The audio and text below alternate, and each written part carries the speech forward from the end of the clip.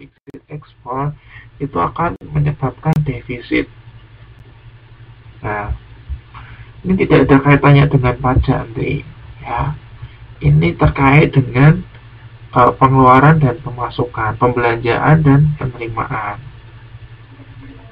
Ya, di situ terkait dengan itu, tidak ada kaitan dengan pajak.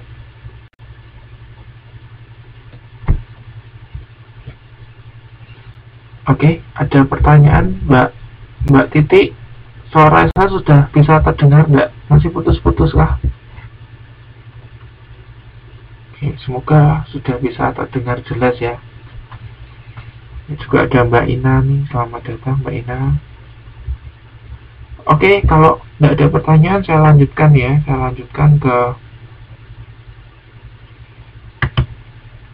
mungkin ya terkait dengan sinyal masing-masing ya. Semoga nanti rekamannya hasilnya bagus. Jadi kalian kalau misal tidak mendengar saya dengan jelas alias putus-putus, nanti bisa lihat rekamannya aja. Oke? Ya, oke, welcome Mbak Ina. Oke, istilah yang kedua adalah devaluation. Nah, saya mau bahas satu-satu ini. D itu apa sih? Kalau kita ngomongkan ada kan devaluation, deregulation, apalagi ya, degradasi, D apalagi depannya D. Banyak kan kata-kata yang depannya D. Nah, D itu betul sekali kan D mendefinisikan. Ya pokoknya yang depannya D itu artinya penurunan ya, atau turun ya, atau berkurang, betul sekali. Nah, selanjutnya valuation. Valuation itu dari kata dasar apa? Ada yang tahu nggak? Kata dasar valuation itu apa? Bukan valuta. Bukan. Kata dasar valuation itu apa? Kata dasar valuation itu value. Value ya. Nah, value itu apa sih value? Ya, value itu harga. Jadi kira-kira kalau misal kita gabungkan pengertian devaluation itu apa?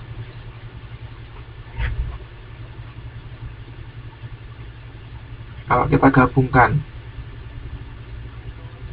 devaluation is apa? Ya, pengurangan nilai atau penurunan nilai ya. Itu pengertian secara harafiah, secara hurufiah ya. Hurufiah itu devaluation itu adalah penurunan nilai ya.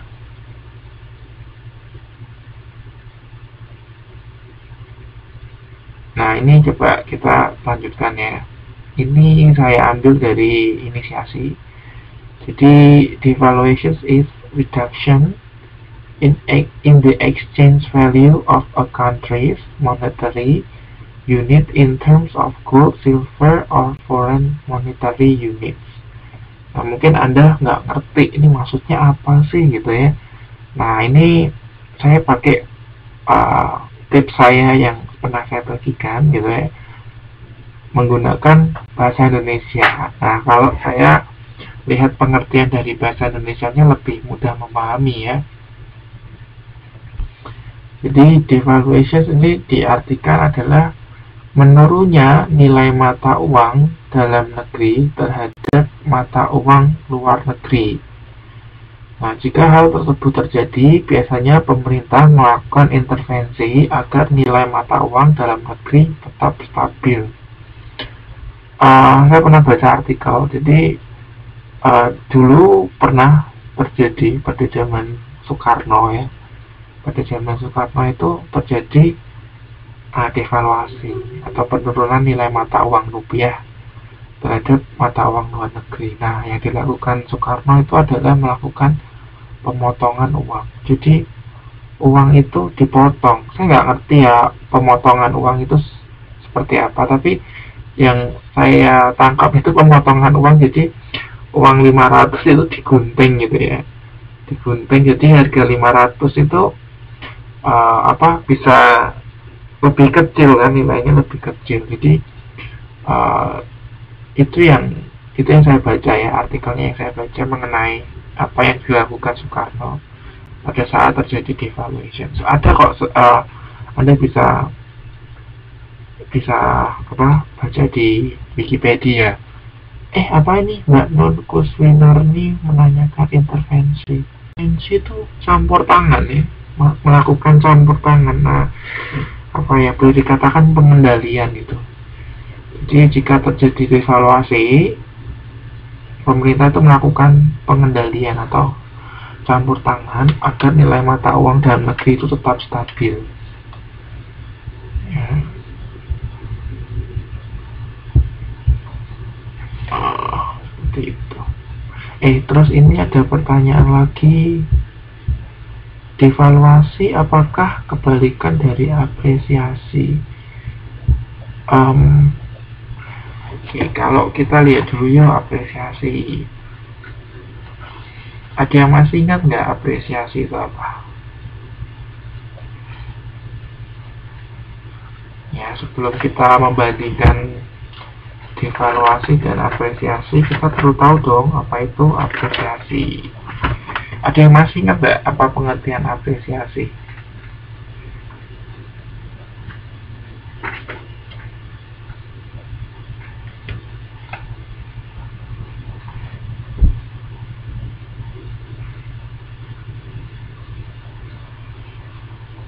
Coba dibuka modulnya halaman 1.14.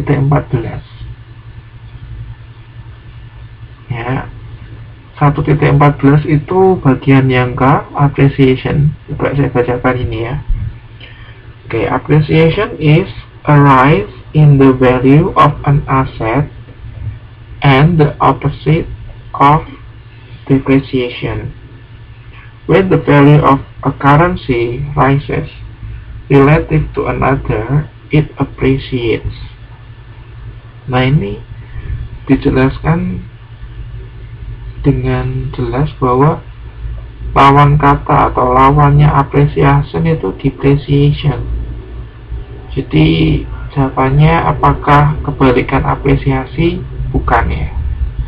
Jadi kalau devaluasi itu kebalikannya bukan appreciation, tapi devaluasi kebalikannya tuh inflasi. Nah, kalau deflasi itu kan penurunan. Nah, kalau inflasi itu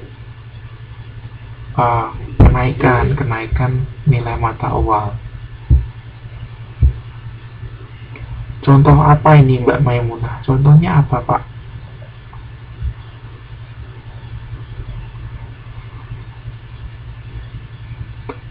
Apresiasi itu ya. Iya, peningkatan nilai suatu aset itu apresiasi. Lawan katanya depresiasi. Jadi kalau depresiasi itu penurunan nilai aset. Beda lagi dengan devaluasi ya. Kalau devaluasi ini tidak berbicara mengenai aset, tapi terkait dengan keuangan, dengan monetary, dengan mata uang atau currency. Contoh untuk menanggulangi devaluasi apa yang harus dilakukan? Tadi saya sempat menyinggung sedikit mengenai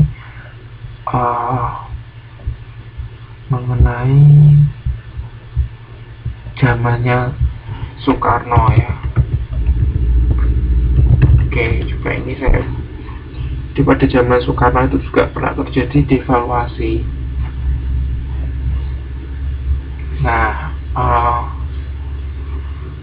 Ini lengkap, ini ada bacaannya ini. Jadi di Indonesia sendiri sudah pernah terjadi beberapa kali devaluasi. Yang pertama itu tahun 50, kemudian tahun 59, tahun 66, tahun 71, tahun 78, tahun 83, dan tahun 86. Nah, ini pada tahun 50 ya saya bacakan. Pemerintah Presiden Soekarno melalui Menteri Keuangan Syafruddin Prawira Negara melakukan devaluasi dengan pengguntingan nilai uang. Pengguntingan nilai uang, gitu, yang digunting nilai uangnya ya, bukan uangnya ya. Karena yang saya bayangkan itu ya digunting uang. Tapi ini ada tulisan seperti ini. Saya lanjutkan ya. Syafruddin Prawira Negara menggunting uang kertas bernilai 5 rupiah ke atas sehingga nilainya berkurang separuh. Tindakan ini dikenal gunting Syafruddin. Nah ini ya, yang saya bingungkan ini. Syafruddin Prawira Negara menggunting uang kertas. Nah kemudian yang saya pikirkan, apakah uangnya itu digunting atau seperti apa? Tapi ini ada penjelasan sih, pengguntingan nilai uang. Mungkin yang digunting nilainya kali ya, bukan uangnya digunting gitu ya. Oke, ini contoh lain lagi nih. Pada tahun 59, pemerintah Presiden Soekarno melalui Menteri Keuangan yang dirangkap oleh Menteri Pertama Juanda menurunkan nilai mata uang 10.000 yang bergambar gajah dan 5.000 yang bergambar macan, diturunkan nilainya hanya jadi 100 dan 50. Terus tahun 66 juga pernah terjadi devaluasi. Terus pada saat Soeharto juga pernah.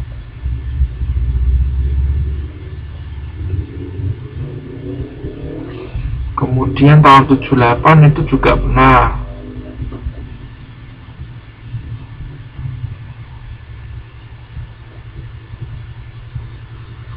Kemudian pada tahun terakhir itu pada tahun 86 ini. Pada tahun 86 pernah terjadi devaluasi rupiah sebesar 47%.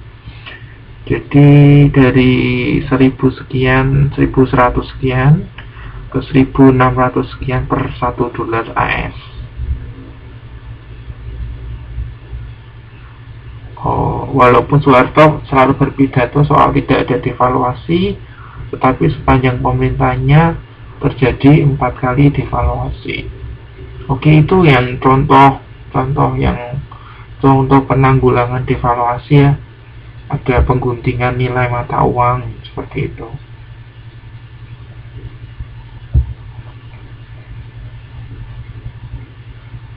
Apa menurunkan tingkat suku bunga kali ya Pak?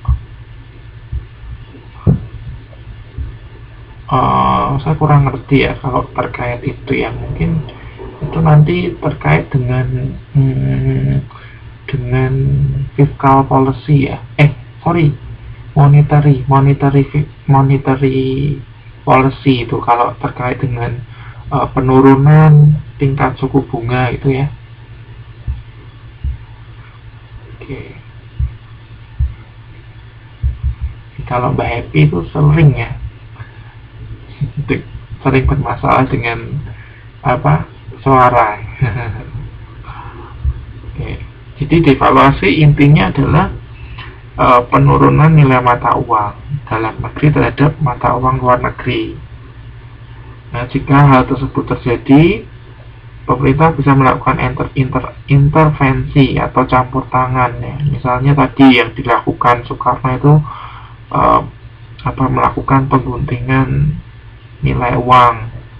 Di uang yang nilainya 5 rupiah ke atas kemudian dipangkas, diturunkan nilainya menjadi separuh. Nah, itu kurang lebih seperti itu. Itu devaluation. Ada pertanyaan nggak?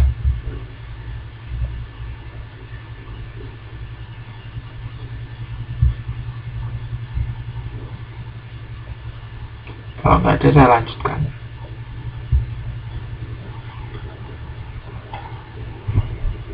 Disposable income. Nah, saya mau tanyakan dulu nih, pengertian disposable itu apa? Income itu apa?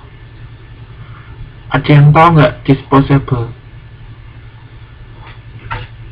Atau at least Anda pernah nggak dengar kata-kata disposable sebelumnya?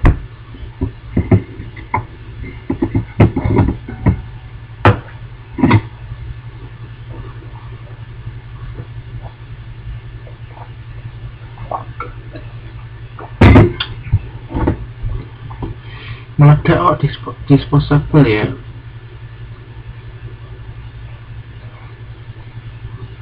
Bukan. Disposable itu bukan meledak.